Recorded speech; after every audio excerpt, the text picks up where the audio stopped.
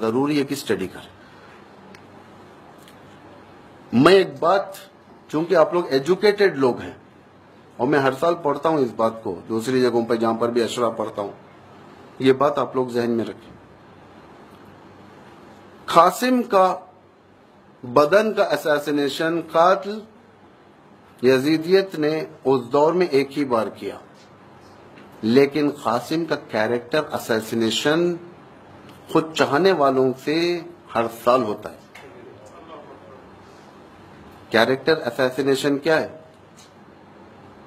تہمت، شادی کی تہمت، مہندی، یہ سب قاسم کا کیریکٹر اساسینیشن ہے. جبکہ نہ کربلا کے میدان میں شادی ہوئی، نہ قاسم دولہا بنے. العیاذ باللہ، العیاذ باللہ، خدا معاف کرے ہم سب کو. قاسم کی جو نسبت جس عورت سے دی جاتی ہے کبرا سے، کبرا حضرت قاسم کی بھابھی تھی اور شوہر حسن مثنیٰ زندہ تھے. 10ویں صدی میں کربلا کے بعد 61ویں ہجری یعنی 10ویں سینچوری میں مینیپولیشن اسلام کے اندر بہت ہوا. بہت سارے روایتوں کو گھسایا گیا، بہت سارے چیزوں کو ختم کیا گیا، بہت سارے یعنی لوگوں کو رلانے کے لیے نہ جانے کیا کیا کیا گیا. اس کے اندر یہ روایت یعنی جو اصل روایت نہیں ہے، جھوٹ، تہمت، اس کے بعد سے اسلام کے اندر آئی. اتفاق سے اس رواج کو اتنا پھونکا گیا، آج انسان کی ضمیر نہیں ماننے کے باوجود بھی اتنا وہ عادت کر چکا ہے کہ وہ نوحے میں پڑھتا ہے پابندی سے 7 محرم بیان کرتا ہے. بعض نوحے ہوتے ہیں، کبرا نے کہا قاسم دولہا کس سونے بند میں سوتے ہوئے، ہماری طرف چلتا ہے. یہاں پہ نہیں معلوم یہ کون سے نوحے چلتے ہیں حضرت قاسم کے. خدا کی قسم وہ میدان شادی کا میدان نہیں تھا، وہ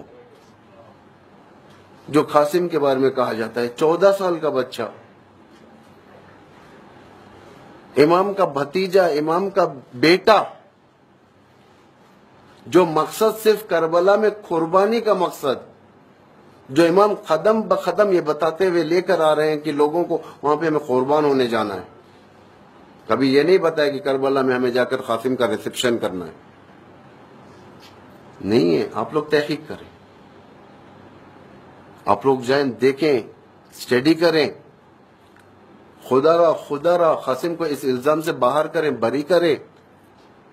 یہ کیریکٹر اساسینیشن ہے ایک امام کے فرزند پر. امام حسین کا سر نیچے ہو جائے گا. جس امام حسین کی بیٹی سے نسبت دیا جا رہا ہے وہ بیٹی امام حسین کی حسن مثنیٰ کی بیوی ہے. حسن مثنیٰ امام حسین کے داماد اور کربلا کے اندر موجود روز عاشورہ وہ زخمی ہوئے زندہ تھے.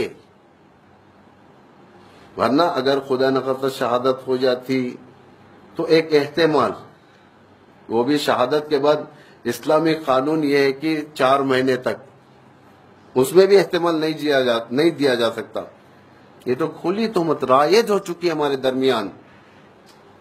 یہ جب تک ہم منہ نہیں کھولیں گے، یوتھس کو نہیں بتائیں گے، جوانوں کو نہیں بتائیں گے، ایجوکیٹڈ لوگوں کو نہیں بتائیں گے، انٹلیکچوئلز اگر خدا نخواستہ خاموش رہیں گے، علماء خاموش رہیں گے، کل کے دن امام حسین، امام زمان، حضرت زہرا، امام حسن سب دامن پکڑیں گے، کہیں گے تو ہمارے خاندان پر خدا نخواستہ غلط رشتے کا الزام لگایا.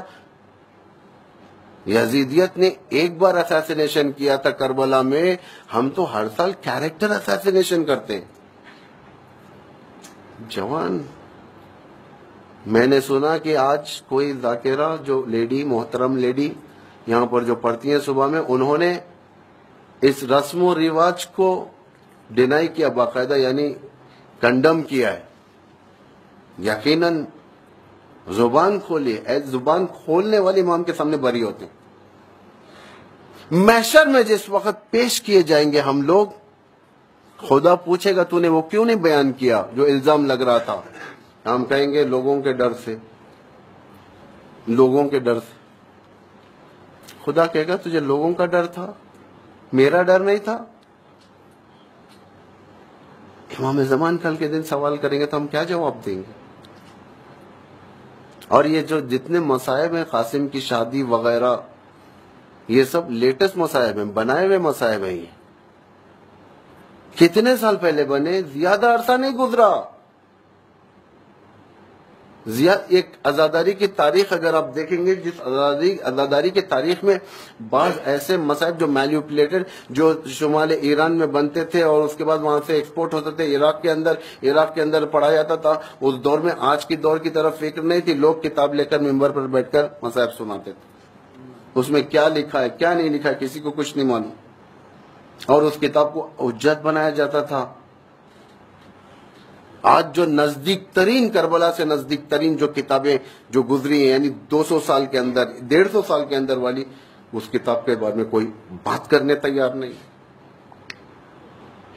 اس سے زیادہ نہیں بولوں گا میں، لیکن درود ہو اس لیڈی پر، اس محترمہ پر جو یہاں پر عورتوں کے اندر بیان کی، کیونکہ عورتوں میں زیادہ رسم ہے یہ مہندی کا۔ کہاں سے ہے مہندی کربلا میں؟ پانی کہاں سے آیا مہندی بنانے کے لیے؟ مہندی صرف پتے تو نہیں لگڑے جاتے، مہندی کی خصوصیت یہ کہ جتنا آپ گھسیں گے اتنا ہی مہندی۔ اور عرب میں دامادوں کے لیے مہندی کا رواج کہاں پر ہے؟ آپ تحقیق کریں، عرب میں آج بھی جو شادیاں ہوتی ہیں کہ وہاں پر مہندی لگائی جاتی ہے انڈیا پاکستان کی طرح، یا مہندی انڈیا سے گئی ہے،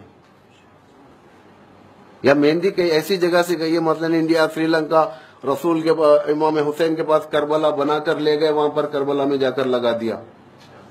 توجہ کریں، تحقیق کریں، آپ لوگ خدا را تحقیق کریں۔ قوم کی حماقت کے دلیل یہ ہوتی ہے کہ وہ قوم کی حماقت، یعنی وہ قوم ایڈیٹ قوم ہوتی ہے جو قوم سننے کے بعد تحقیق نہ کرے۔ امام فرماتے ہیں ایسے لوگوں کو میں اپنے ساتھ نہیں رکھتا، ایڈیٹس کو۔ ہم کہتے ہیں ہم دیوانے اہل بیت کے، ہم جو چاہے کریں گے، ہم اماموں کے دیوانے، مر مٹیں گے، فلاں کریں گے، دیوان ہیں، اشعار بھی ہیں، ہم علی کے دیوانے، یا کہیں پر دیوانے۔ اماموں کو دیوانوں کی ضرورت نہیں ہے، انٹلیکچوئلز کی ضرورت ہے۔ نعرہ حیدری، دشمنان اہل بیت پر،